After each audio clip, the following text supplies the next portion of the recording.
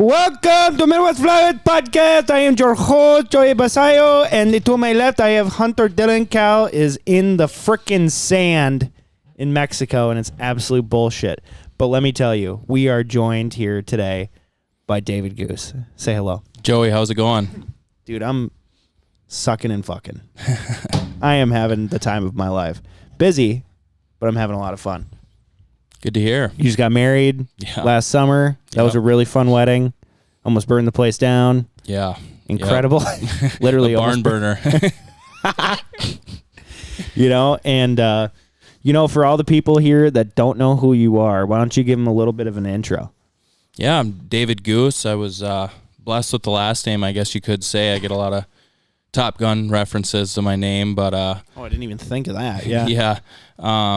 Yeah, I met Joey. How long have we known each other now? Shoot. Probably the first year we started Midwest Flyways, so 6-7 years ago. Yeah. Known Joey for quite some time now. How did we even meet? Game fair? Gavin Colas. Mm-hmm. Yeah, we ended up on a hunt together. I know I've grown up quite a bit since then, so. Oh, yeah. I'm pretty sure I have a picture from our first hunt. Is it behind you? I don't know. No, I don't think so. No, we had a picture with Connor Fromm, Gavin Colas, and I. The boys. In a field over here that's now getting developed. Sure. It's bullshit. Classic. Bullshit. I love that field, too. Yeah, but known Joey for a while, and ever since then, hung around quite a bit at calling contests and whatnot, and hunted a few times. Right. Yeah. We've definitely hunted a couple times ago. Yeah. It's lit. It's been nice knowing you, not trying to sound like you're dying, but it has been nice knowing you, David. You're a very nice kid, and thank you for coming on the podcast. Yeah, you bet. Thanks for having me, Joey. Well, of course. Been nice knowing you, too. Anytime. I am terminal, by the way. How old are you? 26? 26. 26. Damn. I'm 4 years older than you. I just turned 30. You're old. I'm an old man. Yeah, dude, I'm dirty 30. But I'm not dirty right now because I showered. But yeah. Shit. So I'm losing my train of thought. This is not good. Normally I have a couple beers, but I'm on the carnivore diet, and the beers keep me rolling. Sure. But not today. So so you've been doing a lot of competition calling. Has it been since, how long have you been doing it? 4 or 5 years? 2017 I started. Okay, so what is that? Bad at math. And then we had 1 year break during COVID, or we had like Burlington or something, and then we didn't compete. Yeah. So I don't know, 5 years, 4 years, 4 years. Yeah. And why would someone ever want to get into goose calling competitions? Because they're fun. No, what? But like, why? Because all the boys are there, and I don't know. I'm always learning something new about calling, in even just my own calling style all the time. Yeah. Like all the time. So yeah. I've noticed you're quite the romantic about goose calling and calling competitions and all that. Why is that? Because you can't have sex with your goose call. No, you could try. I don't know. If you have a little pee-pee, you might be able to. It's like the whole goose calling, like goose call practicing is really just, it's honestly one of my favorite ways to relax. Like I do it literally every single day, like for at least an hour, and just every unwind. Day. Yeah. Maybe hour, half an hour for sure, but that's ridiculous, dude. That's so much. Yeah. I didn't realize you did it every day for a half hour to an hour. Damn. Dude, when we first met, like, I remember back then. Timmy Steele would come over, and we like 3.5, 4 hours every single day. So that is just mind blowing. Yeah, and you'd come over every once in a while. Yeah. Yeah, that was insane, dude. Yeah, I got sloshed at your wedding. You got sloshed at my bachelor party. I was just thinking, I don't know if I was drunker or if you were drunker at my bachelor party. Definitely me. Yeah, for sure. Yeah. But I did win the bags tournament. You did. That's pretty lit. Go to David's bachelor party, and they're like, "Oh, by the way, seriously, the most genius freaking thing I've ever noticed is everyone paid in to be a part of it to help pay for their honeymoon." Yeah. So, like, we were shooting Annie Oakley for trap, and there was a prize, and you had to pay $5, $10, And I'm just like, oh, okay, that's cool. And they're like, all proceeds go to David and Lexi. I'm like, that's really cool. And then there's like 25 rounds of this with 20 people entering. I'm like, holy shit, this is so much money. Oh yeah. This is so much money. It's like $2,000 on trap. Yeah, and then the beanbag tournament, and then we did a raffle as well. So right. Yeah, it was really fun. They got it dialed. The family I married into, they know how to do that. They're like, they know what they're doing. I was super impressed. They're awesome. I actually asked David if I could have our wedding in his cousin's shop, and he's like, no, I don't think so. Yeah, I didn't know if that would fly. You forget? What? About the cut? Or are we going? What do you think we've been doing? Oh, I thought we were still just talking. No, we're just unreal. All right. Boom. We're doing it live, dude. Fuck it, we'll do it live. Fuck it, we'll do it live. He's fired after this one. Yeah, 100%. That's for sure. Cal's gonna kill me. Oh, 100%. He's already talked about it while he's in Mexico. Yeah, he's fired up. He's always fired up. No, but no. Why did you feel like you needed to spend 4 hours a day, or did you feel like you needed to? You just had fun with it. Both, yeah. I mean, I don't know. The whole goose calling thing, and especially, like, the one thing I've noticed about myself, and I know you're a little bit different in this aspect, like, is you have, like, videos showing people how to call. Uh-huh. For whatever reason, like, I, like, struggle with, like, if somebody were to ask me, how do I do this? No, I, like, am not the best with that. Right. It's like an audio thing for me. Like, I like to hear goose calling, and then, like, over time, I just figured it out. I just like figured out how to do it. So I just, the consistency of that all, and like always just learning something new just from literally calling. Like, granted, yeah, like I'll tweak things and, change things every once in a while, but I don't know. Like, I go through a lot of reads, and that sucks because I'm always tuning my goose call. A lot of, reads, yeah. Yeah. Damn. How many do you think you go through a year? I don't know. Like, Chance and Timmy, they go through a lot more than I do, but I don't know. I guess I shouldn't say a lot, but I don't know, 5, 6 in my contest call year. Just through your contest call? Yeah. Okay. Yeah. Yeah, because I think I might go through one read every other year. Okay. Might. Yeah. But when I tune it, the way that I tune it, it just doesn't rub against the tone board. Or maybe I'm not calling hard enough. I feel like I call really loud. Yeah, you're not doing like hails and all that crazy stuff. Yeah. No, I'm not doing hails. Yep. But no, so you just think the 4 hours is just relaxing or not the 4 hours, but goose calling in general just relaxes you. I feel like when you're blowing that hard, because I've seen your face when you're blowing on stage, it doesn't look relaxing to me. Right. So that's why I'm just so confused. Well, yeah, that brings up a whole nother topic because, a 90-second contest routine, obviously, like, before a contest, it's the most important to be practicing a lot because your cheeks start to give out on you here, and even just the amount of air you got in your lungs, you can't, like, make it through a 90-second routine without practicing a lot. I mean, granted, some guys can. Robbie Iverson just shows up to a contest and goes, but Tim Brown's just ripping a cig before he goes on stage and then just blows a sick-ass routine with, like, one major mess up. It's just like, well, that's what cut you, but he doesn't give a shit. Right. Everyone knows he's the OG. Oh, yeah. It's fine. Without a doubt. Yeah. But, no, like, every time I listen to a podcast and they talk about contest calling, I feel like I'm listening to the same thing over and over again. I don't know how often you listen to a hunting podcast or not. Oh, I listen to some, yeah. Yep. But, like, do you feel like it's just the same questions over and over again? Like, what can we do to get more people into it? When this and that? It's just, like, less people are doing it than before. Right. Yeah. Like, I mean, I think to some degree, yeah. I mean, granted, I don't know if you've seen the ICA or the International College Association or whatever. So that's good. They got the podcast going, and I've been helping with that a little bit, Oh, nice. So, and I mean, that novice class we had last year was so cool. Tell me about it. I know nothing about it. So they changed the rules. Oh, of the contest calling. Yeah. Yes. Yeah. So the ICA did all that or whatever in hopes to get more people into it. Yeah. I was never the type of guy where I'm like, well, I won my novice because I won that one down at Rogers, right? Mm-hmm. So then I had to call in the opens, and I would show up, and Mike, all the boys were there, Hunter, Robbie, everybody, and I would just get my butt handed to me. Totally. But I would have kept calling. You know, I would have kept showing up regardless. But there is a population of guys that don't like that. You know, they want a novice, and then they're like, well, I'm not going to beat Robbie Iverson, so I'm done.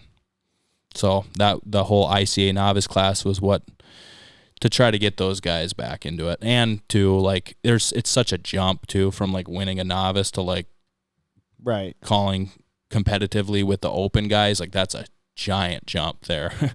So especially when guys only won one novice contest and then they were done.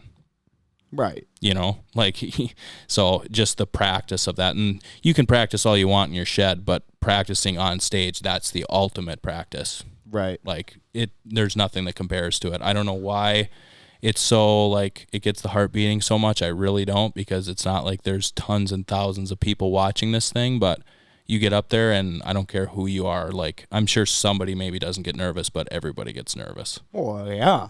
It's like a weird deal. Like you're literally blowing a goose call for a bunch of rednecks, like listening, you know, and your buddies, but you just like, I don't know. It's weird. So practicing on stage is better than anything else. Well, of course. Yeah. Yeah. Did you see, this just came out today. They're going to have a contest in Montana. A calling contest in Montana? At the Sitka headquarters. That's sick. And it's going to be legit. Like they got an open goose, an open meat, everything. So. Who put that together? Mike McCormick or Matt McCormick?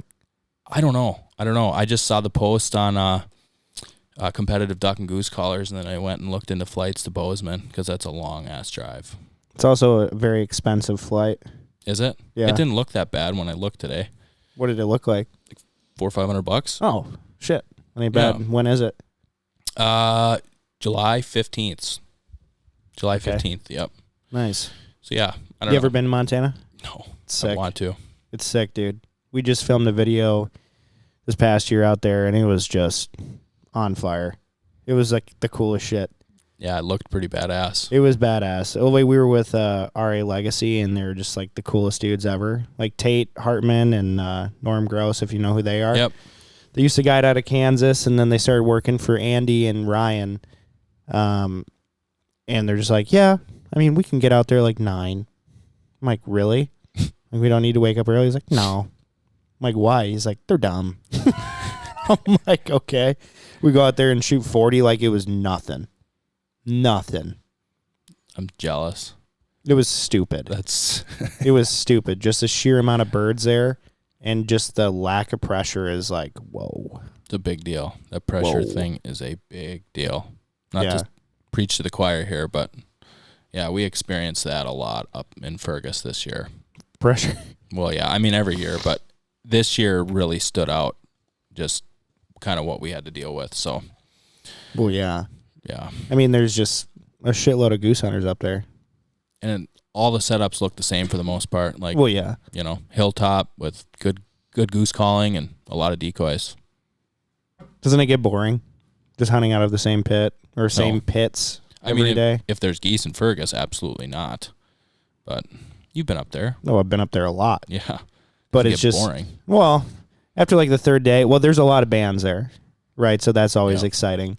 But every time I've been up there, I've been guiding. So it's like I'm working. Yeah. You know? And then what do you have to look forward to after that? Go to the bar? Oh, that's fun.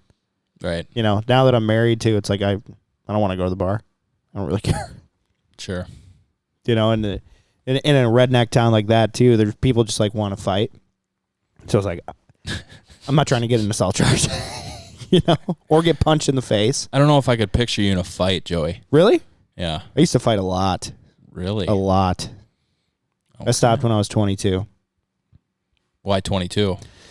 I got into a pretty good scrap, and I'm thinking to myself, ooh, if I were to get arrested, I'll get an assault charge, and that's a felony, and I won't be able to own a gun. Right.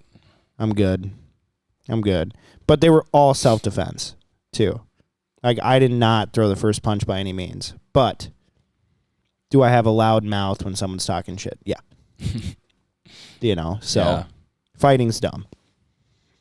Especially when you own a waterfowl company and you need to hunt. Right. Yeah, no kidding.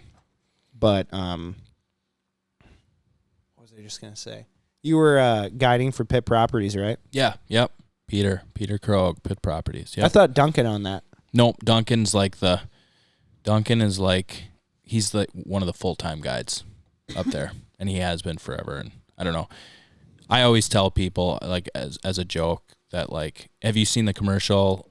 Like it was a few years back when it was like, so God made a farmer, that commercial.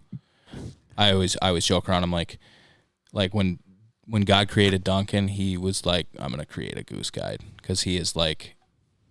You've met Duncan. I mean, he is just he's like a nice guy. Yeah, he is like greasy, and he can cook, and he's funny, and He's he like always cooking. kills Always. geese, and he's just, the clients absolutely love Duncan. Oh yeah, he's just such a card. He stands out in their mind. Like they talk about Duncan before they talk about how many geese they shot. So that's the Dunk man. Yeah. Well, yeah, you were said he made a goose hunter. I was going to tell you that he made a cook. Yeah.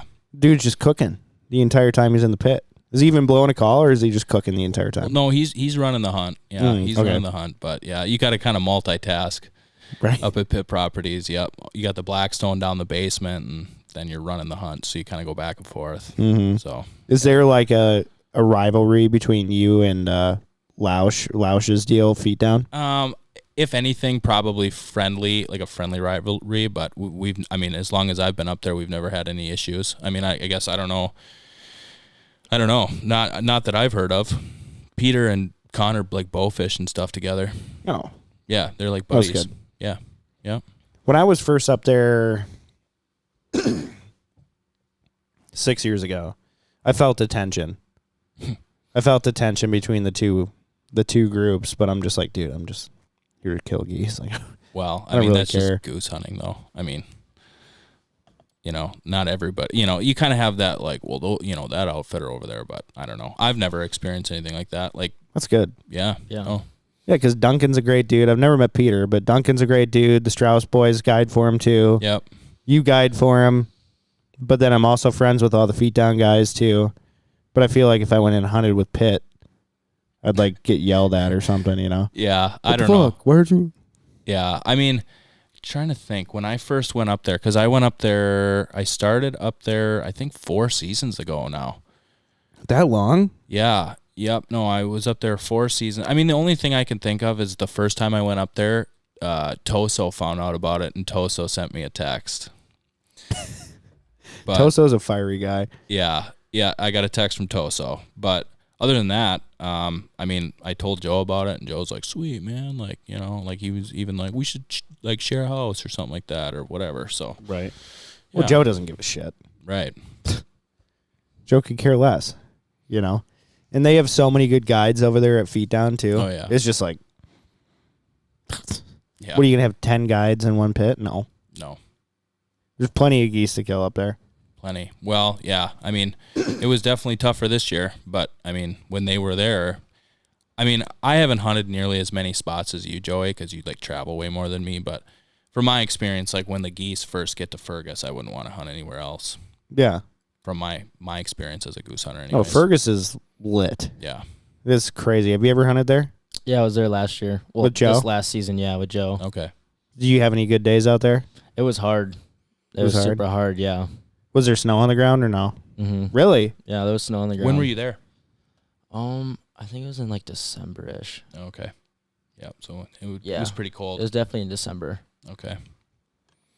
That's lame. Pretty much every time I've gone up there, we've fucking banged them. We could have shot some geese, but we tried some out-of-the-box kind of stuff. Like we put an ice eater out in a little pond and just put a bunch of sleeper shells and stuff out, and we did in the evening. It was probably a wrong time to do it. Is that over by over on the west side?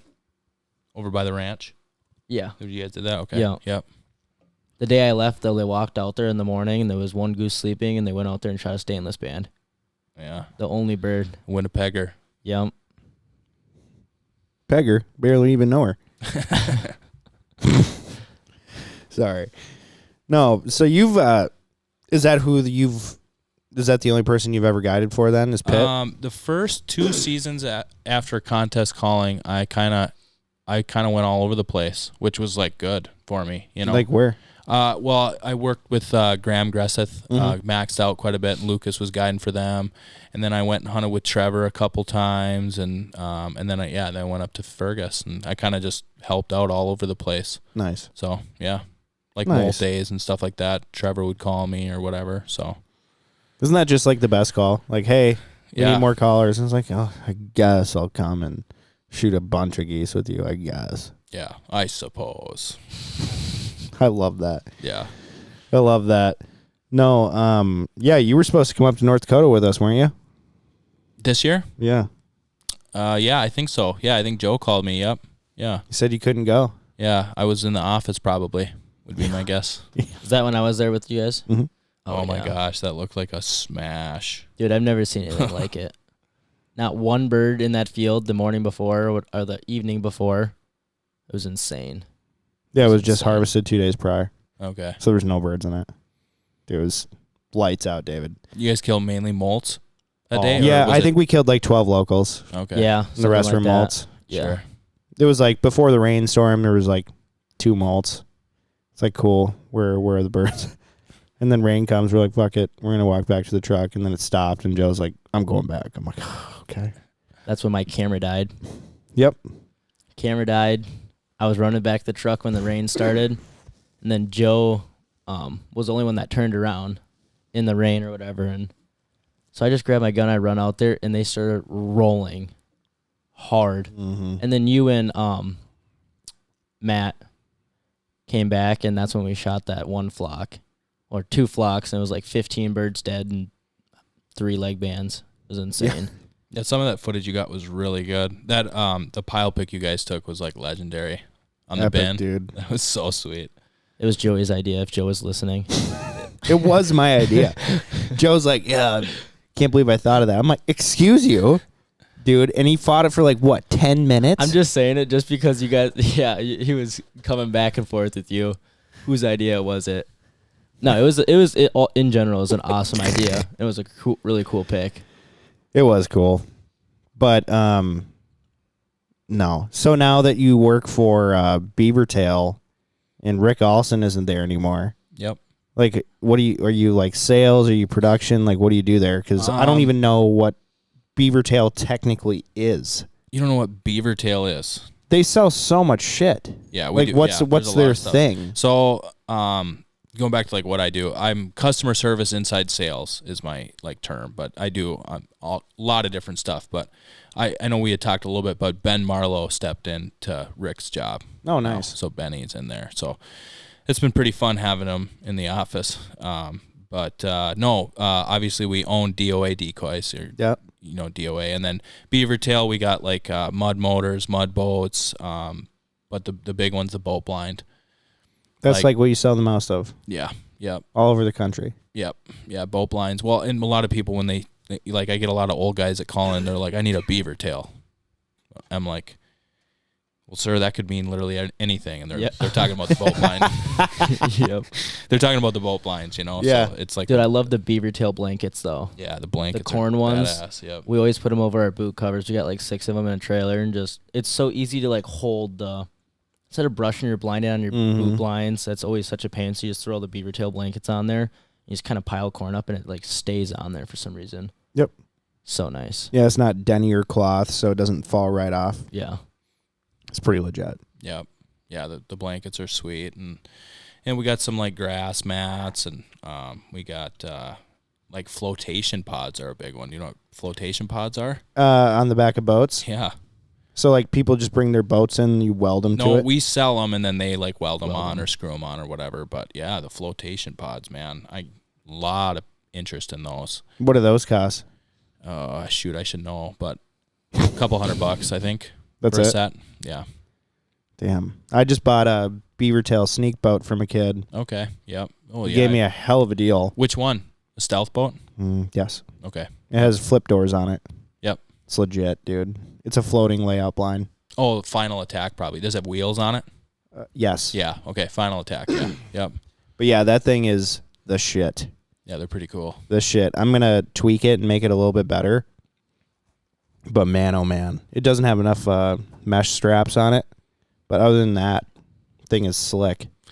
Yeah, next time you're in the area, you should give me a shout, and you can come over and watch how they're made. It's a pretty cool process, that big roto mold machine. Yeah. Where are they out of? Maple Lake, Minnesota. Oh, okay. Yeah, the Sweet. town I grew up in. Yeah, I started in the warehouse there, worked there for a couple years, and then they brought me up to the office. So Nice. yeah, Making some more money. yeah, yep. Good. Learning a lot. I've really learned a lot. Because we obviously manufacture products, and then we sell them and market them and everything all in house there. So when you say you're inside sales and customer service, yep. when people call in with like a problem, you're like, well, you could just buy this. Is that essentially what Well, you're kind doing? of. I mean, it's more customer service. I mean, but like the inside sales, because I do work with some of our distributors and retailers and stuff like that. Okay. But Get them to buy more product. yeah, I mean, we have a sales team for that. But when they call somebody, they call me essentially. So a lot of phone calls and stuff. So when my like that. boat messes up, I should just call you. Yeah, Direct. call me and give me a hard time. Good. I'll Yeah. leave a bad review too, dude. Terrible review. No, I wouldn't do that. No, I just wish it. I wish they made a 2-person layout boat. That would be sweet. Because I'm sure you've seen other sneak boats, right? Yeah, yeah. So like Four Rivers and not Mo Marsh. It was I think it was just Four Rivers then. They make a 2-person, and it would be so perfect for my wife and I to just run out there with that. And it's more stable. I Sure. can't believe how freaking stable that boat is, dude. Yeah. That freaked me out. Hunter, I was standing in this thing and I'm like, am I going to tip over? Because like the water is like this far from the top. Yeah. I'm like, I'm going to die.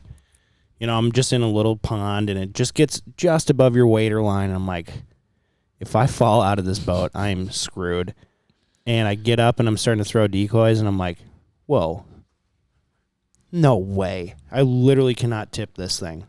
It has so much surface area on the bottom. It's not possible. That's awesome. Yeah, they're really cool. Their stealth boats are really stable too. And you could tip it over. I mean, I'm not recommending this, but like you could like tip it over and it'll just fill with water and it'll just float there. That's insane. I noticed that there was like Not a gonna sink weird on you. I noticed there was like a weird drain plug underneath it. But it's not a drain plug, Yeah, that was probably just something for the manufacturing process. Yeah, but like water can get in through that hole because it's at the bottom. Okay. And I'm like, how old is your boat? You don't know? no idea. You don't know? Okay. No idea. But it's not supposed to be there. Is that what you're trying to say? Yeah, I guess I don't know. I mean, we've made that boat for years. So, over time the mold, things get changed a little bit in the mold and stuff like that. So Oh, it's cool shit. That's a cool company. You like working there though? yeah, yep, it's been good. I've been there for quite some time now. So I mean, and it's literally like right in the hometown that I grew up in. So yeah, it's cool. Like I said, I've learned a lot about manufacturing that way too. Just because we have the roto mold machines, and I mean, I don't know how much you know about like plastic molding or anything, but it's pretty cool. I mean, it's the machines that make these things are like as big as somebody's house. Really? I mean, maybe not that big, but they're giant. I mean, they're really big. So What do you think one of those costs? I don't even want to know. A Couple lot. mil? Oh yeah. Jesus. Yep. Yeah, they're pretty cool. Well, I'm sure it pays itself off in the first year. Oh yeah, for sure. You know? Yeah, we could literally make anything. So, and we make our own tools and everything too, like make our own molds and everything. So, Like what tools are you making? like the tool is the form or the terminology for like the mold Oh. for the actual mold of the Oh, what you like pour the plastic powder into? in. Yep, the polyethylene powder in. So you're going to get like lung cancer in a couple years or what? I've actually never worked on machine, but I've always just been either in the warehouse or in the office, but I don't know. I doubt it. I don't think so. Guys, I want to talk to you about one of our podcast sponsors here. It's Migra Ammunitions. We've been shooting them for just over a year now, and let me tell you, it is freaking phenomenal. I have never been so pleased with such a consistent shot shell. It's stacked load ammunition, so you have your smaller load at the bottom or towards the primer, and then you have your larger load up front. And it makes for a more consistent pattern every single time. David, how many times have you been out and your gun clicks? Not a lot. Not a lot. No, it's happened though. You haven't been shooting Winchesters or? No. All I know is that I had problems with so many different shells, and I checked my firing pin, everything. It's not the gun, and I'm like, what is going on? And so when we started shooting migra, I was like, thank God it just goes boom every single time. And Hunter saw it this year. I was folding geese up to 60 to 80 yards, like consistently. That was actually probably the craziest thing I've ever seen. Was that with the 20 gauge too? No, that was 12 No, gauge. that was 12 gauge. Yeah. It was 60, still that's insane. a long shot. Dude, like Yeah. we'd shoot them in the hole, and then everyone's done, and then I put one more shell in my gun, I go, I have like 2 videos of it. It was awesome. Like birds are dropping and all of a sudden it's like silence, laughing, and also there's one at like 60, 70, it just crunched. it was wild, dude. Like not even wounded, like dead. Yeah, it was cool. It's good stuff. And I honestly think it has to do with the stacked load. So you see it has the 4-shot down here and then the 2-shot up here. Yep.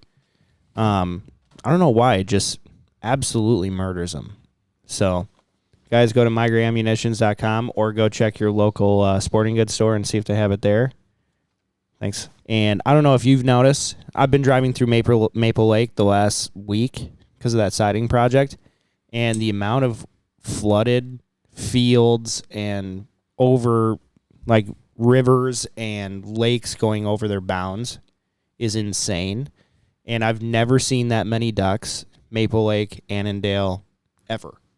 Really? In my entire life.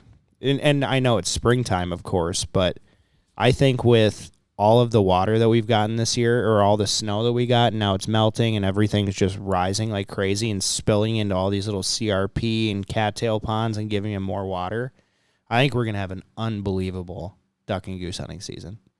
It's a good possibility. Yep. And hopefully the snow and rain and stuff lay off here now that they're starting to nest up and everything. Right. I mean, for the geese. I mean, unless something crazy happens this summer, I don't see why we wouldn't have a great duck hatch. Right. You know. Well, and what we found out on the Graham Gresseth podcast, we looked it up, is geese will sometimes lay a second clutch, but not normally. Not normally. No. Yeah. But ducks always do. Yep. If they have a failed nest or something, they will lay another batch, which is wild. Yeah. They just instinctually are like, I need to have sex again in order to have more babies. That's interesting. Wild. Yeah. But I don't know what you know about like bird nesting at all. But what I found out this past year is like the more water there is. So like obviously when there's more water, they do better. Obviously you've heard like, oh, we had a drought this spring and summer. It was a terrible hatch, you know. And I think one of the bigger reasons from that is because birds are obviously safer on water. And so if they're laying their nests on the ground and it's dry, predators can get to them. But if Right. they're laying it in a wet area, they can hear them coming, and the predators don't necessarily go into the water as much as they are on dry land, obviously.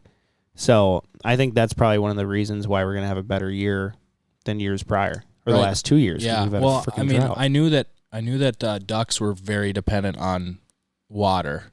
I didn't think geese were quite as much. I mean, obviously a lot of geese nest close to water, but I didn't think because obviously and you know this, but like a lot of snow and rain and stuff in April is terrible for the goose hatch. Right. Oh, for sure. Horrible. Yeah.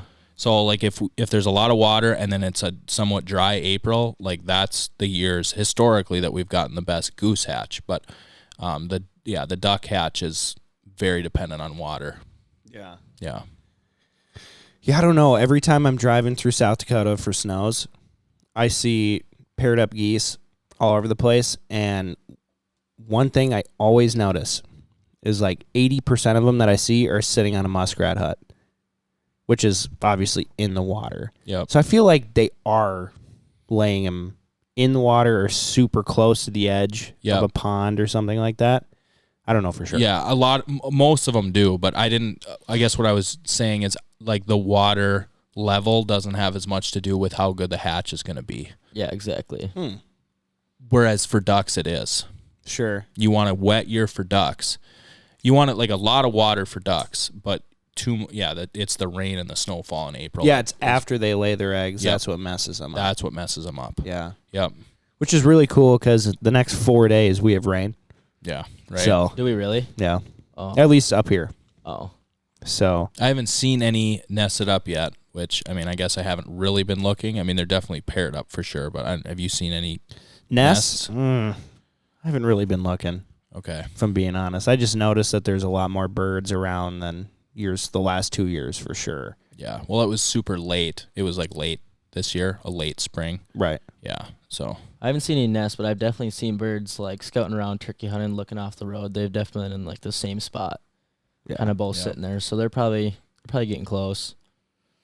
Yeah, I think they lay it earlier than ducks. Yep. Yeah. Yeah. Which is weird because normally it's just a one and done for the geese.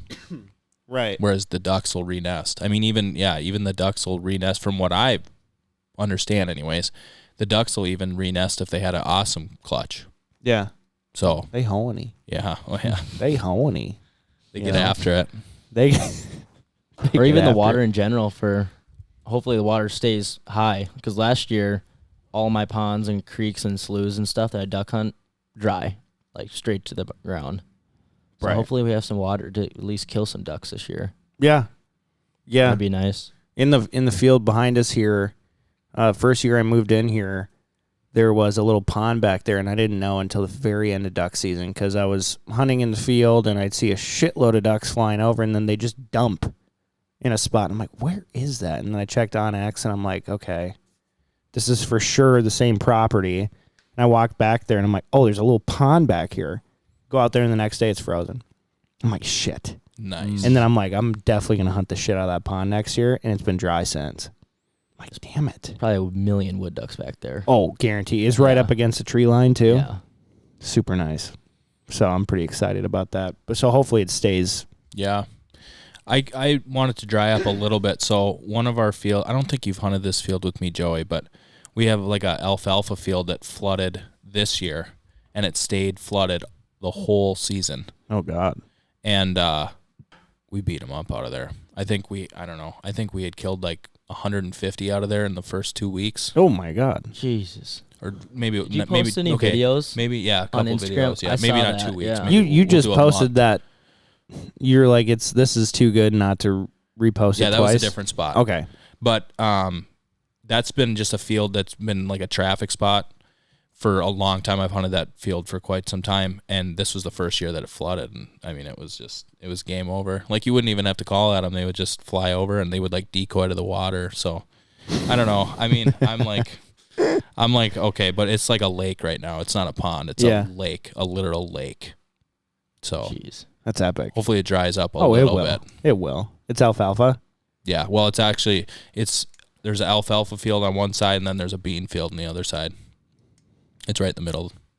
I don't know if this has any validity to it, but every time I've seen a green field flooded, it never holds its water for very long. So that's very interesting to hear you say that thing stayed flooded. Yeah, it's more beans. It's like next to an alfalfa field, but So it's beans. beans, I feel like the ground is so damn hard for whatever reason every year with beans. Like, you walk into a bean field and you're like, damn, this is freaking hard. I love bean Right. fields. Like, It's tracking nice. out of bean fields is the nicest thing ever. It is. Sure. Yeah. Well, and driving your truck out there is nice too. If they're not tilled. If they're not tilled, yes. They're not tilled. Yeah. Exactly. No, we are the tilling capital of the world. Oh, I am so sick of it. it's brutal. I can't carry another 400 freaking full bodies into a chisel plowed field. No, I'm done doing that. I hate it. I can't do it. You want to kill these birds so bad, and then you walk everything else, and you're just like, wow. Well, heck, I'll drive in there, Wow. but it's just the hunting of it. Like, a couple times we've been blessed with the old black bean field around the pits up in Fergus. Mm-hmm. It's like they know. It's like they know. They like Oh, fly they're over. safe And there. they're like, well, no, like it's hard to kill them out of those pits. Really? A black bean field, yeah.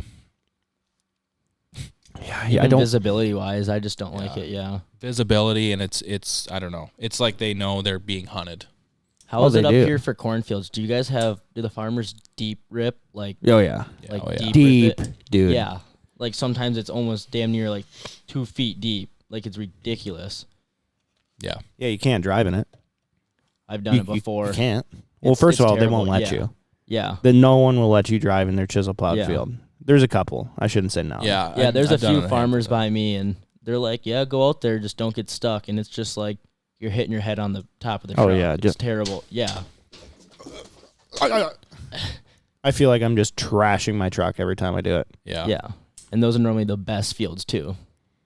But Yeah. they're not in the unpicked cornfield or the picked cornfield that's not tilled right across the street. Right. What I started noticing the last 3 years, especially in this area, is that they won't go to the untilled fields if there's tilled fields because they know they're safe. It's ridiculous to me. Yeah, that's like, I feel like that's definitely a thing because it's weird. Like, They're adapting. yeah, it's weird. Yes. Oh, I mean, not to get down a rabbit hole, but I don't know. I partially feel that like geese are like bred smarter now. Yeah. Like they're like just They have to be. like Like, yeah, it's weird. like just they like know to look for layout blinds Oh, yeah. like right away, right from birth. Dude, I feel like they're picking out A-frames more. Yep. Yeah, fence rows, A-frames, Dude, they won't even touch bother. it. They won't touch a fence rail anymore. Then you Like, go to North damn. Dakota and you set 6 A-frames up on a fence row and they're right there. But Oh, yeah. where I live, you cannot. Any other state. Yeah. Any other state, honestly, other than Minnesota. Unless you want to kill them at 50 yards, 40 yards. I don't. Yeah. I don't like It's the not crossing fun. 40-yard shot. I despise it. People are like, oh, let's put our decoys 45 yards out. I'm like, dude, really? Yeah. Why are we doing this? I don't want to take a 50-yard crack. If they land in the decoys, they're going to shortstop Stop at us 10, 15 yeah. yards. And then we're like, do we take the shot? No. You know? But anyway, that brings me to my next topic, David. This podcast is sponsored by Onyx Hunt. And I don't know if you use Onyx. I do. Yeah. Good Lord. Could you imagine hunting without? I honestly cannot imagine. It'd be hunting terrible. without. It's just like, here's a car, you know, get used to the car, and then you're back to horse and buggy out of nowhere. That's what it would feel like if I didn't have Onyx now. Or I walking. remember going into the courthouse or the government center to get the plot books. Really? Yep. But then Onyx came around. I'm like, yeah, I'm not doing that anymore. No. I can't believe you're old enough to use plat maps. Yeah. No, I used to go right into the government center and get them. That's wild, dude. I've never met someone younger than me that has used a plat map. I have. That's epic. Old school, huh? Old school. But yeah, so I don't know how you use Onyx, but I started using the crop layers. Okay. And it's really nice because especially out in South Dakota when I was looking for snows, that you can tell which fields are corn and beans because it's brown or yellow. It's epic. So like you go to an area, let's just say you're internet scouting, right? And you're going to an area, you've never been there, and you go, okay, I'm looking for water, right? For birds, for ducks, geese, anything. I'm looking for a lot of water. Cool.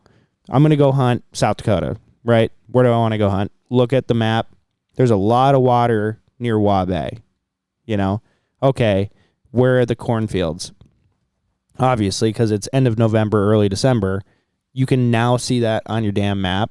It's like, okay, you go check this area, I'm going to go check this area, and it's just so much more efficient when you're splitting up to Right. go scouting. My God. You're not just like driving aimlessly and like hoping you find a cornfield because I'm sure you've seen it. You'll see section upon section upon section of bean fields, Yep. or it's all CRP or something. That Right. is true, yeah. You A lot know? of bean fields. Yep. So guys, we have a discount code for Onyx. It's MWF30 to get 30% off your membership. So if you get the elite like you should, if you hunt out of your own state, it's $30 off. And then I think I can't do my math for $50 for the standard membership, what 30% off of that is, but yeah, MWF30. Onyx is sponsoring this podcast, so go check them out. Okay, so David, you have a topic for us. What is your topic? Yes, I wanted to pick your brain on big spread or small spread. Like we were talking a little bit about like stale geese and everything like that. Do you think that geese are starting to favor the smaller spread? Yes. You do. 100%, dude. Yep. I agree. Like, no doubt in my mind, especially after hunting in Fergus. And then I have some buddies that went up there and freelanced, and they put out like 40 decoys, and they smashed them Yeah. when people in the pits did not. Right. So it's just doing something different from your area. Very different. Yeah. You know, it's I think kinda, it depends on pressure, though. definitely. Yep. Pressure. But yeah, like the big spreads, like, you know, like when I first went to Fergus, like that was like what we did. 100%. But now the smaller, like, you know, we're talking like 30 decoys, 40 decoys, you know, if you can get by with it, like, I don't know. I think we're going to see a shift. I mean, obviously in the decoy market, this is going to be interesting, you know, Mm-hmm. but you know, I don't know if it's from the, you know, the recent popularity in silhouettes again, that like the big spreads are, you know, but like the small spreads, small realistic spreads, I think are going to go a long ways for traffic, for everything. You know, Grandpa in his truck and his Marb Reds is going to start grinding geese while everybody else is out, you know. 100%. Giant spreads. Yeah. No, I think social media and people seeing people being successful with huge spreads. And when I say a huge spread, I mean 1,000 plus decoys. Because at the pits, you guys are throwing two grand. Yeah. 2,000. It's just ridiculous, you know? Yeah. But like a normal person cannot do that. So you either have to share a trailer, you know, share a decoy spread with someone, or you have to invite 6 people out every time you go hunting. Oh, exactly. You know? But nowadays, because silhouettes took over and dive bomb blew up, you know, and because of that, people are able to afford more decoys. And so I think doing a smaller spread is definitely the way. When I started goose hunting again when I was 20, all I had was 39 full bodies, like the old GHGs with the gray bases. Oh, yeah. And then I think I had like 20 real geese with the terrible plastic stake. I had like these huge mallard silhouettes too. Like they are ginormous, like way bigger than the podcast board. Jeez. And I went out there and I just smoked them with that small spread because I would go out and scout and I'd try to mimic exactly what I saw. It's like, shit, I don't have enough decoys, you know? Yep. So you just took me down a rabbit hole. I'm sorry. I but think big spreads work for Well, sure. yeah. Work really well, but I've a lot of small spreads this year. Like I've hunted over a lot of small spreads and like it's worked really good. Especially if you're like in a visible field, like a grass field with a hill on it. Like I'm just going to start running, you know, 30 decoys. Yeah. It's way 20 easier, DSDs. too. 40, yeah. Boom. Done. I can't afford those, but it's going to be way easier. I think you know? so. I think it's going to be a lot better for people to focus more on your hide. Like take that time that you would normally be setting that spread with and focus on your hide and stop brushing like an asshole. You know, like actually take the time. Yep. Because the amount of times I'm sure every one of you is like, oh, let me fix that for you. It's crazy. Oh, for sure. It's crazy how quick these things go. Like, you know, like it wasn't that long ago that I would, you know, was a firm believer like big spreads, like, you know, like I guess we're talking like traffic hunting, you know, like out of a pit. Like it didn't take long, like at all. You know? 7 years? Yeah. 8 years? Right. It's ridiculous. I hate showing up to a field when there's like an unexperienced kind of goose hunter and he has the one permission. He's like, let's dump a big one. And it's not needed at all. Like social media definitely has like influenced it where it's like every time you go goose hunting, you think you have to dump 3 trailers. Even in early season, like September, like it's ridiculous. That drives me nuts. That's what I mean. Like everywhere down where I lived, everybody thinks huge spreads. Like you have to throw 200 decoys out on opener. And it makes no sense. No, dude. I am the not sole, but I am a huge proponent for saying, let's see how much we can get away with. How little we can get away with. Let's see how much time we actually need to set up. Hey, we only have 20 minutes. That's fine. Right. You know? Well, silos are nice in that aspect too. 100%. You know, you just keep a couple, you know, you set your 40 full bodies out, and if that doesn't work, you throw the silos out quick. You know, right? You can hide them in your blind almost. Yeah, under your layout. Yeah. Use it as an extra pillow, a little back support because it's always wet. You know, throw that underneath your ass, and you stay a little bit more dry. Exactly. Pretty lit. How about calling? This year, more than any other year, I have killed more geese with my goose calls hanging from my lanyard out of a pit this year. Yep. Like, Same. I had a couple times, and I've told a couple people this, but I had a couple times when I had clients jump out of the pit because I wasn't calling. So I added that into my safety speech. Like if I tell you to cover up and I'm not calling, chances are there's like geese working. Mm-hmm. You know what I mean? That makes me so happy to hear you say that because I've hunted with you. Yep. And you would just throw your contest routine at those birds. Yeah, probably or a back section, then, yeah. Or a section of your contest routine. And there's that thing where it's like, I don't kill my judges, I kill my judges. Yep. You know? And it's like, okay, there absolutely is some validity of you need to sound like geese. Absolutely, there's a time to just hammer them. Yep. You know? But there was many times we were hunting together. I'm like, well, you don't need to do that. You know? Yeah. That's a little too much. You got to kind of learn. That's another thing too. And I've seen it with some younger like contest callers and stuff. You got to learn to tame the lion a little bit, you know? Learn 100%. when to call. Yep. Yeah. What time when of to the year call. it is. Mm-hmm. Yeah. You, especially too, like the contest calling thing, like you come off a contest season, you know, you've been blowing your goose call 4 hours every day. Like you're ready to go.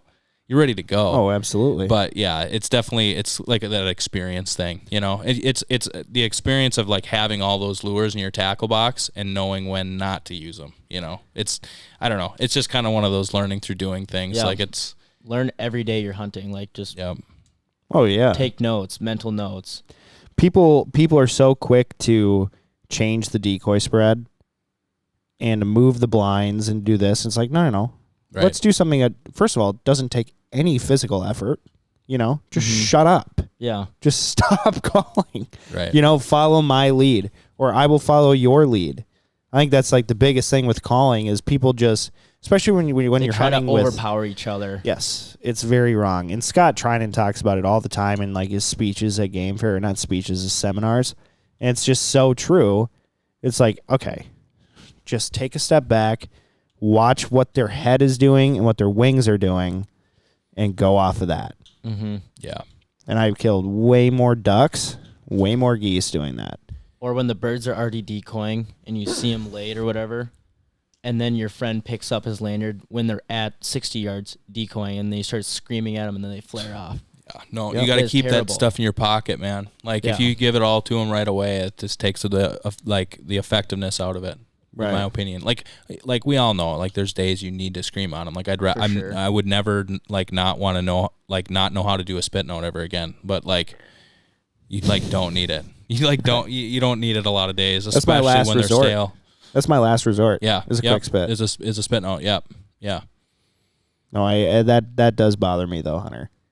When people just start ripping, it's like, Dude, it's terrible. Well, it's so bad. and then it's like I've been hunting technically for 28 years. Mm-hmm. And so I've seen a lot of birds die. So I don't know when I shot my first bird or whatever. I was definitely young. But I just have so much time logged in, and I've hunted so much by myself, so there's no other variables, you know? Yeah, So whatever I do or don't do kills or allows a bird to leave. exactly. So like I feel like I have a pretty good understanding of how to read birds, Yeah. you know? But the guys that go out and field hunt with 10 dudes every single time, they're not learning shit. Right. They're not. Period. Right. Unless you have somebody like running the hunt, you know, like that being on the same page thing. And that's something that like I pick up on more and more and more every year, you know, Right. like, cause I got Colin hunting with me now, Colin Deering, Yeah. you know, and he like had he contest called for the first year. And I don't know how many times even this season, I'm like, Colin, pump the brakes. Everybody wants to be that lead guy. Yeah. And scream. Like I'll be the third guy in the background that just goes once every minute. Right. I don't care. You're not hunting migrators Yeah. every day. Like Exactly. Yeah. Yeah. I You gotta love sound Colin. realistic though. I love Colin's good Colin. shit. Oh yeah. I love Colin. Such a funny little kid. oh yeah. Well, how tall is he, dude? Oh, I don't even know. 5'6"? Dude's Somewhere in there. tiny. I don't know. He's tiny. I remember meeting him for the first time. I'm like, dude, you're like 14. Was he at Game Fair this year? Yeah. Yep. Okay, I think I met him. Yeah, he's a good kid. He He's a hell of a goose caller. Yeah, Dear God. his dad does spray foam, and he's a good dude too. And yeah, they live in Annandale there. They're Oh, really? good guys. Yep. Yeah, he's a good kid, man. Oh, You got yeah. a good group of buddies out there. Oh yeah. Yeah. Almost every single one of them I met. Well, I shouldn't say almost, but they're all really good dudes, Yeah, you know? for sure. I feel like I've seen a couple of them too drunk, Well, yeah. you know? But Other than that, they all seem like they're really good Like dudes. who did you? Have you ever seen? You know my buddy Bryce, right? Oh yeah, Bryce does the worm, dude. the worm. The worm. He'll tell you he's not gonna drink. Like, I'm not drinking tonight. I'm not drinking tonight. Give it 2 hours later, he's doing the worm. I want to see that. Yeah, it's pretty impressive actually. Like I don't even Bryce think is I could. crazy. I don't think I could do that. My God, Bryce is good. dude. Bryce is a good Speaking dude. of your buddies, Sally has so many children now. Yeah, I know, right? Good Lord, and he's guiding for Graham. Yep. Yeah. He came out with me a couple times when I was working for Graham, and then they hit it off. Yeah, Yep. yeah. We just had Graham on the podcast a couple weeks ago. Okay. That's a really good one. That one hasn't come out yet, but it's freaking hilarious. Graham is hilarious, dude. Yeah, I was he's funny. rolling. Oh yeah. And then I just did a bunch of roofing and siding stuff on his house this year too. Okay. Yeah, so I've gotten to hang out with him quite a bit this year, and I leave the conversation just like laughing every single time. I'm like, what the fuck was that? Like, you're a customer of mine, you know? I feel unprofessional. Yeah. Have you hunted with them before? I've never hunted with Graham. Okay. I've hunted with Like Ani and them boys out. I've hunted west? with Ani Okay. when Yep. he was still at Feet Down. Yeah. Okay. He's a really good dude. Yeah. Ani's cool. He's I like good Ani. shit. Yeah. I hunted with him one time with Graham around here. He came and guided around here, the West Metro stuff. Why did you smile when you said that? Well, he was just like, it was greasy and Fergus. He's like, I just want to go home. Yeah. We all got a little tipsy in Fergus and built a pit in like a grass, like a horse pasture or something. And he was like on it, bro. I'm like, I've hunted with him like 8 times Yeah. at that point, and I'm like, you know, he's a great dude, you know, whatever. I don't really know him. And then we start building these pits, and everyone's like, I don't know what to do. And this dude's just fucking screwing like a sumbitch. He's like, yep. What do you need? Okay. He's just a hard-ass working dude. Like, literally the perfect guide. Like, if he does it out in the field, good Lord. Yeah, for sure. He doesn't stop. Right. I'm like, stop. I'm so hot. It was like 96 degrees as we're putting this pit in the damn ground. The ranch on the west side. It was a horse farm. Yeah. Yeah. Horse ranch. Yeah. And Fergus? yeah, in Fergus. That's where I hunted. Yep. Yep. And I'm Greasy just like, spot. it's so hot. And I'm like, you know what? I really want a beer. So I get out and take a beer. And I'm like, dude, just chill. Like, come have some pizza and eat, like, drink a beer. And he's like, no. I'm like, damn. You need to chill, bro. Got to get this pit in the ground. Right. No, he's a really good dude. But, so going back to contest calling here, unless you have a topic here, Hunter. No, let's do contest call. Bad boy. Bad boy. So, like, someone like Hunter, Yep. he's a very good goose caller, you know? Have you heard him goose okay. call? I don't think I have. I'm not I don't think I anywhere have. near a contest caller. I just learn from a lot of people. Why don't you try it? What? Why wouldn't you try it? I don't know. Too nervous? No, not that. I just don't think I couldn't do a routine, or I just don't have all the key components to put that together. I don't know. The more and more I do it, I'll tell you this, the more and more I do it, the more I realize it's not a talent show. Mm-hmm. You know? Yep. Like, How so? Like, guys don't score. Like, okay, it's more about painting that picture. Because the more I've judged, the more I realize, like, what you pick up on as a judge. Mm-hmm. And it's about painting that picture, you know? Like, anybody that listens to, like, Robbie Iverson's routine, you're like, oh, my gosh, like, Yeah. there's so much talent there. But he's also painting that picture at the same time. Like, I remember Nick J used to show up and compete in the Open Goose, and he would score, like, relatively, like, really good. Yeah. And he wasn't doing nearly as complex of a routine as everybody else, but he just painted that picture. You know, he got fast in the right places. He slowed down at the right time. So it's not even so much that, like, you need to have X amount of ability to do it. You just need to know what you're doing. I mean, when you get to the open level, you know, it's a little bit different. But yeah, I would say try it, man. I mean, Might have to. It's like fun. Like, I've tried to get Joey up there for years. I'm like, Joey, we're gonna do a 2-man at Game Fair. And then it, like, doesn't happen. Like, next year, hey, we're going to do a 2-man. Like, we got to just do it, All right, you're Joey. doing it this year. Joey's got to do it. I'm doing it this out. year? Yeah. Well, here's my problem with contest calling. So, I would want it to be money, like the routine to be money. Mm-hmm. And as I'm halfway through my routine, I like black out. I just like forget what I'm doing. Yeah. Like, what the fuck? I feel like that's what I would be like. Well, that first time you step up on stage, for sure. Oh, yeah. Like, I don't even think about, I don't even think when I'm on the stage. I just do what I've done 8,000 times. Yeah. You're not thinking at all. Right. No, and then I would definitely be nervous. 100%. Yeah, that's why we just got to do a 2-man. Like a 2-man's a great way to just like break. 2-mans are fun. I'll step all over your toes. 100%. I'll be like, yeah. I'll blow it at the same time that you do. I'll focus on what you're doing and accidentally blow that. Guaranteed. That is the tough one. That Guaranteed, is a tough one. dude. You can tell, like, back when me and Timmy you can tell the guys that call together a lot. Like, back when me and Timmy used to call together every day, it was like, we just knew what to do. Yeah. You know? But if you just, like, meet a guy at a contest, and then that's when you start stepping on each other. Right. Yeah. It'd be fun. I don't know. It'd be fun. You're fun, there anyways. Like, what do you got to lose?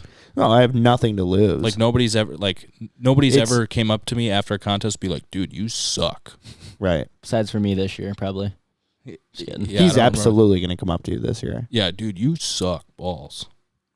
No, what I do really like about you a lot. So I've judged a shitload of contests, and you're always in them every single time. And I'm very harsh with you. Oh yeah, every single time.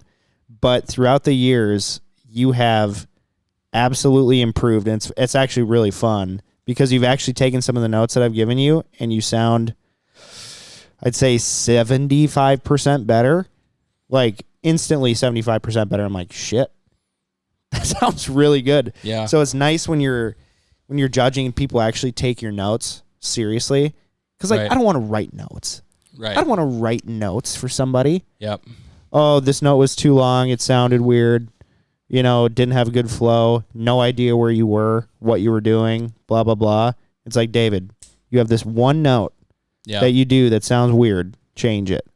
Next contest, you have this one note that sounds weird. Change it. But you're so habitual. It's so subconscious that, like, I understand. It's like, how do you change that? Right. It's changes can be tough, and it depends on where you're at in your routine. And I will say, like, the whole notes thing, like, I appreciate notes a ton. I really do. Oh, yeah.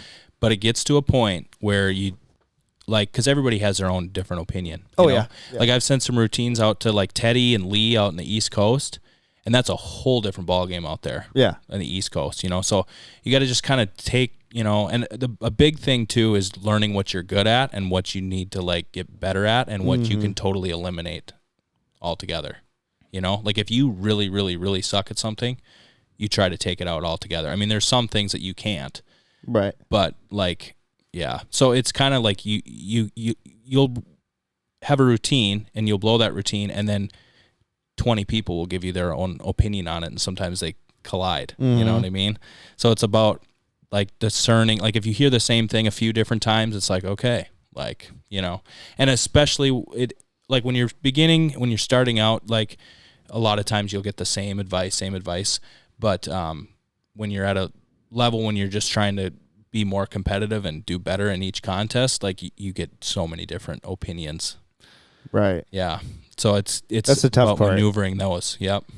Yeah, but I feel like you already know. Well, there's been a lot of times where I'm judging where people are just confused as to why I gave them a certain score. Yep. And they have no idea what I'm talking about when I give them my notes. Everybody has a different year. It's Right. crazy. Yep. Right. And what I really focus on when I'm judging is, do you sound like a goose? Plain and Okay. simple. Yep. Nick Johnson pulled me into the booth at Game Fair one year, and he's like, Joey, you know how to goose call. Come judge. I'm like, no. He's like, just I come. remember that. Yeah. Just come and do it, dude. Just come and do it. I'm like, okay. And I get in there, and he's like, judge it by who you'd want to hunt with the most. I was like, okay. And then I started listening to the same fucking routine over and over and over again. And you can kind of pick out, after you've listened to enough routines in a row, you're like, okay, that guy is definitely better than that guy. He sounds way better. And so, like, my big thing is just focusing on, do you sound like a goose, and are you following the story, the script? Right. You know? Yep. And then obviously, if a note sounds weird, I'm going to write it down. But it depends on how weird it sounds if I'm going to dock you for it. Yeah.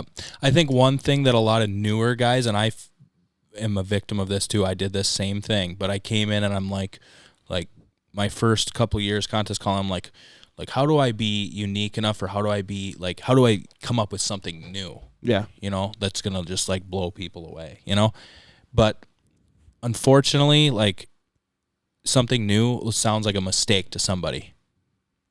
Yeah, well, I guess how new are you talking about? Like if you try a new note? Like a new note or like a new way of doing a note or whatever, chances are somebody's going to dock you for a mistake on that too. Yeah, I could see that. Yeah. Or a lot of guys, going back to the talent show thing, like a lot of guys like I want to do a double quick spit here because it sounds cool. Mm-hmm. But it doesn't fit that at all. And it totally throws off the emotion you're trying to give in that part of your routine.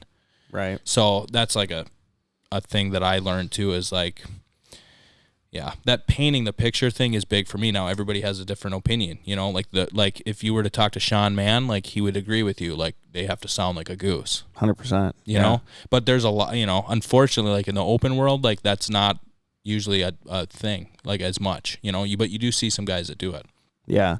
Everybody has their own opinion. Well, it's like Joe. Every time he goes up on stage, I know it's him. Yeah. Because his routine is just so, like, I know it's you, and I know it's Joe, and Austin Sheelander now, because I've judged him so many times. But, like, I always dock Joe for his tone, 100%.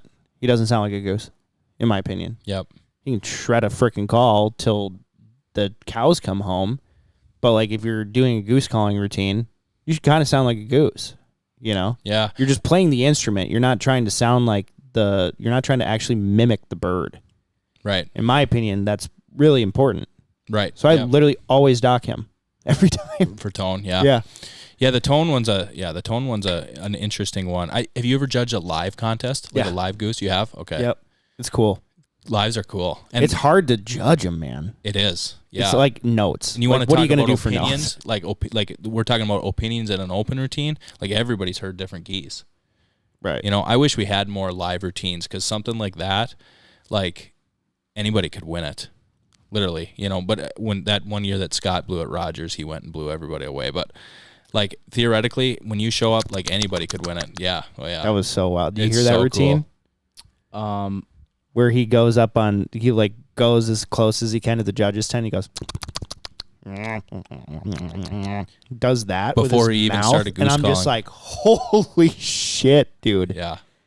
Was it just him by himself? No, it's him and Mike Him and Benjamin. Mike. Okay. Yep. Okay. I saw Dude, that. Yeah. That was the unreal. Yeah, 100%. I was gonna talk about that earlier, like them together. That video that I heard, that was insane. Probably some of the best goose calling I've ever heard, for sure. Well, not only have they goose hunted a lot together, but they also worked like making calls together and shit. Yeah. So that's a lot of hours logged in. Well, and that was Scott's coming out of retirement for one contest too. The 2-man live at Rogers, came out of retirement, won by a long shot, retired. Right. GOAT status right there. Yeah, That was sick. Scott's an awesome dude. I love Scott. He helps me quite a bit whenever I'm down at the shop.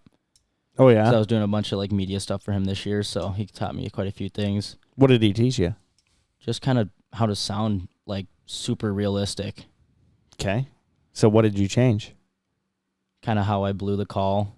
Thank Positioning. you. Thank you. Well, Oh, how like, you blew it? how I like That's positioned so it wild.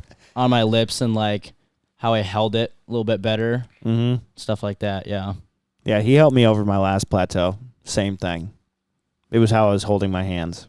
Mm-hmm. Yep. Big difference. Oh yeah, for But sure. I'm glad that I had the bad habit of closing my hands off too much and relying on the back pressure.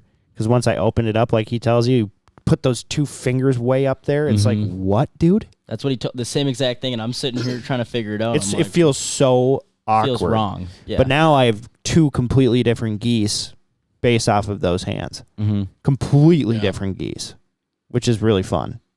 That's a big deal. It helped me a lot. But Yeah. it made me push a lot more air into my call, made me snap my tongue a lot harder. So I sounded like shit for about a week, but it was nice. Yeah. Yeah, that's another thing about contest calling, not to go back to that, but like you're always doing that type of stuff. Like Right. you're literally always trying to sound better. So you like learn so much about it. I don't know. It's fun. Oh, absolutely. I think both you guys should do it. I really like going to contests. I love the atmosphere. It's so much fun, dude. And just like hanging out with all the boys. Yeah. It's a great freaking time. For and then I sure. love hearing how good people are because in my mind, it's just like, I don't know if I can do that.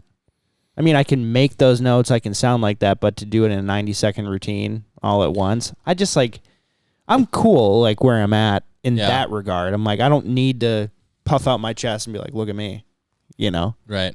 It almost turns more into a personal thing. You know, when you practice a lot, you're like, don't screw this one up. Like, do better than you did last time. Like, don't do this next time, you know? So, like, yeah, it's definitely competitive, but it's very much like, I just want to do better. Right. You know, it's like a personal thing. Real quick. Guys, this podcast is sponsored by First Light. Now, today I'm wearing the Typha vest, and I love this vest so much. So they have an unbelievable waterfowl line, and then they just came out with waders. They should be on their website now, and they are slick. Got to wear them in super cold weather. The fact that the knee pads have knee pads underneath all the fabric and on your butt, it just makes it so that there's less stitching, and then also it keeps you from getting cold from the elements. I sat on a metal chair down at Angel Wing. Negative 32 degrees. Negative 32 degrees, and I'm looking at this metal chair, and I'm like, oh, I'm going to die today. And my butt did not get cold, not even one bit. And it's barely any padding, but it's just enough to where you feel comfortable. It's not cumbersome, anything like that. David, you should definitely check out their waterfowl line. It's pretty slick. I should check it out. Yeah, I was looking at it on the website a little bit. I don't know if you felt like their stuff, but the material, it's like, it's not like that rain gear, but it's water resistant. That's always very nice. Yeah, the outside is my favorite. It's like super like heavy duty, but it's not like a raincoat. Yeah, it's not raincoat. Doesn't make noise when you move around. Yeah. It's pretty slick. And they're warm. Like, it was warm. Like, I was warm. I didn't have any pants. I had their mid layer. The best thing I love the most, I use it like almost every day, is their mid layer. That like brown. Oh yeah, the nice, merino wool. The merino wool. Yes, dude. The pants and that jacket, I'll wear those like goose hunting with maybe a vest on or like a little jacket. So warm. Mm-hmm. So warm. That is nice shit. It is really nice. It was like actually like, I'm like, wow. I was a little I might need wowed. a second pair of this. Like, this is insane. Use it every day. Right. So David, we do this segment called New Fling, Steady Love, Old News. And did you say that you had yours already? I think so. I don't know if you're gonna like them. You hit me with it, dude. I don't care. The old news. I'm for sure gonna talk to my buddies before we hunt if they're coming out to a spot and they do not have their snap map location on. So I am over buddies with a snap map location on. That stuff drives me wild. So like other people can see where they are. Unbelievable. Yes, it's terrible. It's like, and if it's greasy, what are you gonna do? Oh, you're gonna be filming with your snap map location on. Post it on your story. The first thing they're gonna do is hit your name. Oh, unbelievable. And dude, I can't believe people still do that. Like, I've literally found feeds off of people's Snapchat stories. Oh yeah, yeah. Because they have that snap map location on. So you're the problem. Well, you're looking for him. Well, I don't make a habit out of it. But like, if you're gonna come out to my spot, I might check your phone and make sure your snap map location's not on. That's so I've definitely said it before. Old news. Make sure you turn it off. Oh, that's funny, dude. Okay, so that's your old news. I love that. Oh my gosh. What's your steady love? What's something you can never hunt without? A goose call that's tuned higher pitched. Really? That's your steady love? Yeah, I know. Super exciting. No, why is that your steady deal? Like, a lot of guys will just run like the one goose call or whatever, and I have like, my lower goose call, but I don't know how many times I've called at geese and like they only respond to that high pitched, especially like in the wind too. Yeah. Yeah.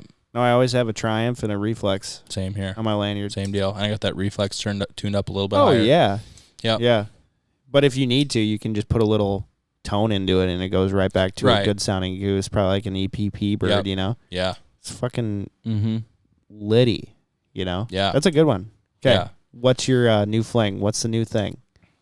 We kind of touched on it a little bit, and you kind of commented on it too. It was kind of funny, but not calling at geese, as weird as that sounds. Yeah. But like literally only calling at geese if I have to. Like, and I've really grown to love like killing geese without calling at them too. Oh yeah. Like listening to them, like the wind beats and everything like that. It's cool. Yeah, but no, that's definitely kind of the new thing. Well, I shouldn't say new because I used to do that a little bit, but more this year than I ever have before. Yeah. That's awesome, dude. Yeah, sorry. I love that. I don't know if you were expecting me to have some kind of crazy. No, that was better than anything I've ever done. So yeah. No, Hunter sucks. yeah, 100%. I'm still trying to right now. No, that's fine. We don't even have to do one. He can just do it. Little rant about the snap map location. I love that. That is no, my 100%. gosh. That better be a highlight reel on your Instagram. So, dude, one thing I really want to talk to you about that I just remembered is I just looked you up on Instagram like a month ago. Okay. You got like 40,000 followers, dude. Yeah. Good Lord, you paying for followers or what? Absolutely not. No. No? I had you one. had that one video blow up. Yeah, well, I had a couple videos do decent, and they were, for me. And I don't know. I've always wanted to work in the hunting industry, and obviously the direction that the industry is headed, like social media is a part of that. Anything. Yeah. So I just post on there consistently, like a lot. Like I probably annoy people. Like I don't know, maybe I don't, but I posted a lot, and I had one video get like 750,000 views. I'm like, okay, like it was going for a while.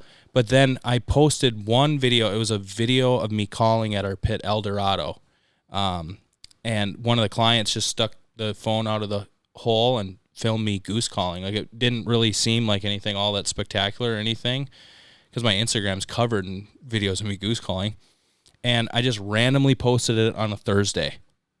Like randomly, right? And I didn't think anything of it. I posted it on my Instagram and on my TikTok, and I looked back a little bit ago, it was like 750,000 views. I'm like, holy smokes, that took off fast. I look at it a couple hours later, 2 million. And then it keeps going. I look at it the next day, but that same video on TikTok and Instagram got like 32 million views, which for me is a lot. 32 million views is an insane amount because for anything between dude. Instagram and TikTok, yeah. Like I think it like 17.8 million on Instagram and like same amount, like 16 million or something on TikTok of just me goose calling. That is nuts. How many followers? Do you know how many followers you got off of that video? I think I was at like 10K right when I posted that video. And you gained 30 some. Yeah, 30,000. 32,000. Yeah, and then like 50,000 on TikTok. That is insane, dude. That is ridiculous. It was the most random video I've ever posted because I try to put some effort into it. Like when are people on Instagram and stuff like that? Like I try to pay attention to that. And that one I was just like, screw it, I'll just post it. Yeah, I haven't posted today. I didn't plan anything out, and then that's epic. Good for you. I remember seeing it on Instagram when I was scrolling, and I was like looking at the video. I saw your video, and then I'm like looking. I'm like 100,000 likes. And then, like, I go into it, and that was before it got to, like, obviously where it was now. I was like, holy crap, this was posted a day ago, and it's, like, going nuts. Going dummy viral. It was a pretty standard David Goos Instagram post, which is one thing that makes it cool, because, like, obviously I was been posting stuff since, like, and nobody watched it or whatever. But, yeah, I don't know. It was the right, I don't know what did it, but... Yeah, like 32 million views. Must have been the right lighting or something. It was a cool shot. I mean, it was a cool shot. Sure. It was just, we were like covering geese at El Dorado, and there was, That's so epic, cool. dude. 32 million. That's insane. Yeah. That's more than CNN gets.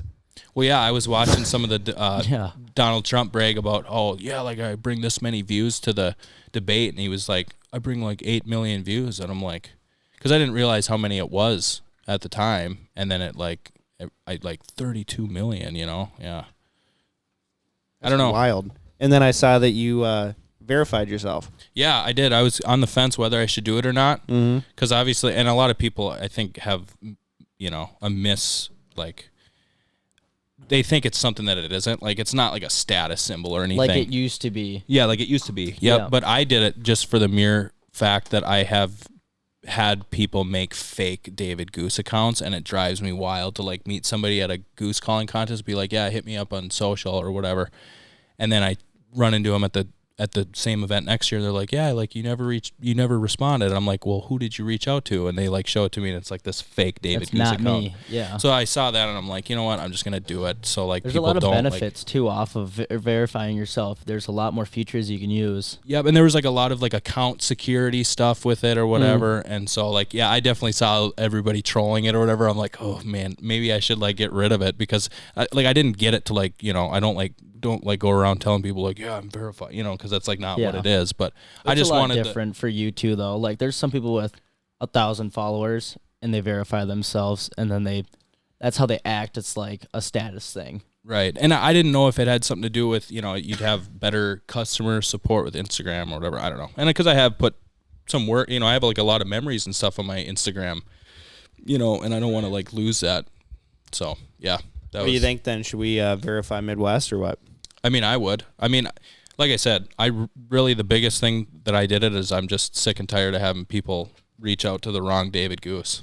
Man, I don't think anyone's ever made a fake Joey account. Yeah. More coots, please, or something. We were in Jamaica. There's been a lot of those, but yeah, we were in Jamaica, and we met these people, and they took a bunch of videos of me and Lexi and stuff like that, and they didn't have Lexi doesn't have Facebook. Yeah. So they were like, oh, we'll just message you on Facebook. They messaged all that stuff to the wrong David Goos. And I'm like, this is annoying. You know? It's just, yeah. So that's why I did it. But that's so funny. No, that's for sure a good thing to do, though. And especially like keeping your account safe. Yeah. I know a lot of people that have, like 3 months ago, it was like the weirdest thing ever. Everybody's accounts were just getting hacked. Yeah. Like so many people. Like what? Why do people do that? Yeah, that could not be fun, just to sit on your computer and hack people and then ransom them.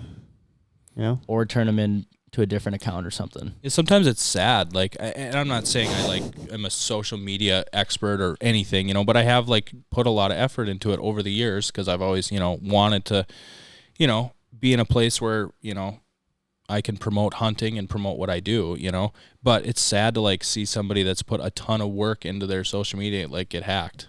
Yeah. You know what I mean? I'm sure you could relate. Like, how would you feel like if the Midwest account was hacked? Crushed. Yeah. Be crushed. I'd be so pissed. Be terrible. I'd be so angry, dude. Yeah. Someone's just like, haha, gotcha. I'm like, all that work. Right. Shit. You know, and it's like, how many of them will you get back? Who knows? Somewhere on Facebook, I don't know if this is still a thing, but somewhere on Facebook there is a guy that used to be on the SoundGear staff. I can't remember his name, but his Facebook got attacked, and they changed the name, they changed the picture to somewhere over in the Middle East. So it's like, but he still has SoundGear Society staff on the in the Facebook thing. So you like pull it up, and it's like a yeah, I don't know. That's so funny. Yeah. That's hilarious. Yeah, that actually is. Like that guy, did you see that the guy like sued the company that he sold his truck to because he was watching like CNN or Fox News or something like that, and all of a sudden he saw like ISIS driving his truck with his company like phone number and everything on it, and they had like a machine gun in the back or whatever, and they didn't take the logo off. No way. So he like saw his like truck on Fox News and ISIS was driving it. No, dude. So he like sued a bunch of people. Yeah, it's pretty wild. You got to be kidding me. No, and I think he won the lawsuit too or something like that. Oh my gosh. Dude, first of all, ISIS is just like, I will take this truck. Yeah, I don't know how they got it or how whatever. did ISIS get your truck? I don't know if the company, he sold, like traded it into some random company, like got a new truck, and then they took it and shipped it over to the Middle East, and somehow ISIS ended up with it. Look it up. It's pretty funty. It's all Imagine over YouTube. having a Midwest Flyways truck, and all of a sudden you're watching CNN, and there's just Joey and Cal's face, and then the logo, just AKs out the back. I honestly would be pretty pumped. It would be. First of all, I'm going to make some money, you know? And then second of all, how did this even happen? I'd just be like, oh my God. Well, imagine being that guy just sitting there probably in the morning or something, just watching the news and seeing his truck, and he's just like, it probably took him a good hour to figure out like what he was going to do or this is not to comprehend happening. that. Like, Am I dreaming? Oh, I wonder how much his phone was blowing up though. Well, yeah. Think about how many phone calls he got. Well, I highly doubt he saw it himself. Right. He's right. like, yeah. He probably got calls from his buddies. Like, yeah, I just saw your logo and on a truck that was getting driven by ISIS. Yeah, definitely somebody probably call him. Yeah. Or if he did see it, I wish I was there, because his face probably was like, "What?" Yeah, that is so nuts. funny. You have got to be shitting me. Remind me after the podcast to tell you guys about a story about what we were just talking about. All right. Okay. Real quick before we wrap up this podcast, we have one more sponsor and introduce it is SoundGear. We've talked about it once. We'll talk about it 1,000 times. David, we use SoundGear to protect our hearing because I don't want to be like my dad at 66 and say, "Huh? What? What is that? Huh?" And he hunted so much and did construction without hearing protection. Dude, I'm telling you, it is worth the money. We have a discount code for the InstaFits. I'm pretty sure it's MWF what? 125? 125. MWF 125 to get you $125 off of the InstaFits. Make them $275. They're orange. Pull them out of your ear. They're amazing. I can't sing enough praises because I can still hear everyone. You know, with how many guns I shoot, good Lord. So go check out soundgear.com. I gotta get me a set of those. Dude, they're legit. Yeah, I gotta do it because and especially even with like the goose calling aspect, like I feel like I hurt my ears more just with all the goose calling than like it's bad. Especially in the pits, it gets loud. Yeah. Oh, I can't stand it anymore. I have to like stick my head out of the pit Yeah. or something, you know. Dude, so with all of this like huge surge of all this huge surge of social media where you gained 30,000 followers. Yep. Has it helped out Goose brand a lot? Yes. A lot more people buying it? Yeah, well, and it was kind of interesting too because I've been doing Goose Brand for a while now, and I morally just started Goose Brand because it was my last name and because I found a easy way to do it, and I learned like a lot about entrepreneurship and stuff from doing it. You know what I mean? So, and I've always had a job, like I didn't quit my job to do it, but what I found is that I had better success on social media the less that I was trying to sell stuff. Mm-hmm. Like unmonetize it, and so I didn't like push Goose Brand like at all for a while, and then I grew on social. Yeah, so it's huge, dude. It's a big deal. Like, and I think it's interesting too. I'm a marketing nut. I don't know, but I do think it's interesting how like we live in an era now where YouTubers and stuff are making people with marketing degrees look stupid in some situations. 100%. Like it is a whole new ball game. You look at like Logan and Jake Paul, like, you know, and then you have like the marketing VP of Bud Light that has a marketing degree from Harvard. Mm-hmm. Like that's why I gave you a course. Right. Yeah. Yeah. You know? No. So yeah, I didn't post on the Goose Brand as much, and so now when I post stuff, it's more effective. It's huge. It's a big deal. So why'd you even start it? Like you just wanted to make some money or what? I wanted to learn I just wanted to like have a business, and I wanted to learn how to do it. Yeah. From doing it. And I don't know, I'm the type of guy I like stuff like that. Like it's a hobby, you know? Yeah. I just like it. I like learning. I like, in a weird way, I like failing at things, you know, just because of how much I learn when I don't do something right and stuff like that. Of course. So sadly, that's the only way that I learn. Yeah. You know? And there's some things you can only learn that way too. So, like, you know, I'm not like, didn't take out like a giant business loan or anything to do it, but yeah. And I it's was a blessed. sick logo too. Thank you, man. Yeah, I was it. blessed with the last name too. I mean, yes, for sure. Right. Yeah, I feel like it'd be a waste if I didn't try to sell some shirts or something. What is it? Scandinavian? It's actually technically supposed to be Goose, German. Goose. Oh, Goose. Yeah. But I, as long as I've been alive, it's always been Goose. You go up to the border, that's where my dad's family's from. They pronounce it differently. It's all Goose, though. Mm. Yeah, everybody calls it Goose. I don't understand how a double O could translate to Goose. Goose. Well, I suppose something with German. Some kind of German accent discrepancy thing, but yeah. Right. Yeah, my mom's side's the Norwegian side. Oh, okay. Or I get some blonde Norwegian hair, blue eyes. On my dad's side too. So right. Yeah, a lot of Norwegian, Scandinavian, but Yeah, no. It's cool, man. I'm pumped that your stuff is going well. Yeah. Makes me thanks, very man. happy for you. Yeah, it's been fun. I like to watch my friends succeed, you know? For sure, without a huge. doubt. Yeah. It's huge. You know, and there's no need to compete.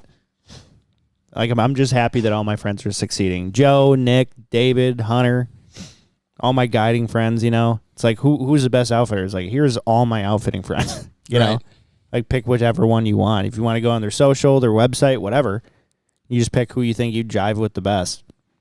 Yeah, and one thing I like about the whole hunting world, too, I mean, contest calling is a little bit different, but, like, in the hunting world, like, there's only one Joey Vassallo. There's only one Joe Heinz. Right. You know what I mean? So, like, you can look at it as a competition, but at the end of the day, you're just representing yourself, you know? That's the way I look at it. Well, Exactly. if you view it as a competition, then you make yourself look like shit. Right. And Yeah. I've seen that a lot, too. Yep. So it's like you're better off just getting along with everyone and having fun and being old enough to realize, like, we're all just trying to kill birds Right. and have fun. And we can do that together. That's the crazy part. You know, it's not like deer hunting where it's like, I shot a bigger buck than you.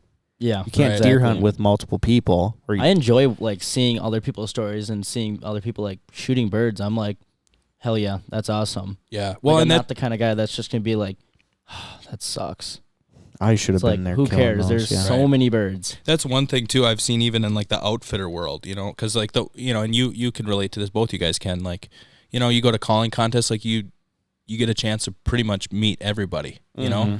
And you step out of that and you'll meet guys like, oh, like, he hunts the same area as me. Like, I don't like him. I'm like, I guess I don't understand why everybody's hating on each other so much. Right. You know what I mean? Exactly, Like, yeah. they're just somebody else that's trying to do the exact same thing you are. Yeah. Right. Like, what is there to hate about that? Like, yeah, you can fight about leases, you can fight about geese all you want, but you'd probably do the same thing if you were in their shoes. Oh, yeah. Yeah. You know, who cares at the end Yeah, of the who day? cares? Become friends and then hunt it together. Shit. Yeah, exactly. For sure. Like, I've never understood that. Where it's like, hey, you look like Joe Heinz. Are you Joe Heinz? No. You know? And it's like, why would I ever get upset about that? Ever. Mm-hmm. You know? Right. So what I started doing is I started taking pictures with them and telling them I am Joe Heinz. It's like, tag me on Instagram. And Joe would call me and be like, are you fucking kidding me? Another kid thought you were me. It's just hilarious, you know? But I love that stuff, man. I love our community. I think it's really fun. And I think it, I don't know, I think it's one of the better hunting communities, you know?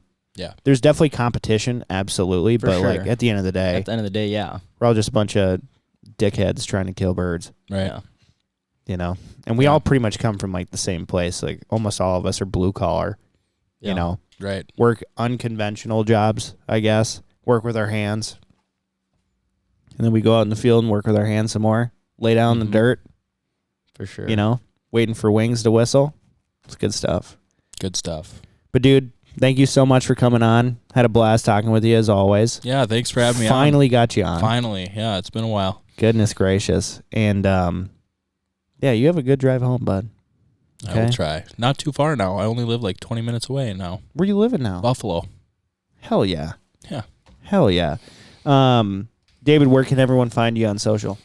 David Goos _ on Instagram, TikTok. He's verified, so you'll know if he's the right one. Yeah. Yep. No more fakes, hopefully. Yeah. And then YouTube, it's just my name, David, but I don't have much in there. I don't have nearly as much as Joey and everything has into that. Just a couple goose calling videos and whatnot. But yeah, David Goos _ You'll find me. All right, guys. Thank you so much for listening. Be sure to share the podcast and write us a review because we're going to do a hell of a giveaway at 1,000. Thanks for listening. Oh, wait. You know what, dude? What am I doing? You're the worst. No. the worst. Did we switch them up? Oh, God. I messed it up. I was trying to bring on El Calmayon. But, David, one more thing.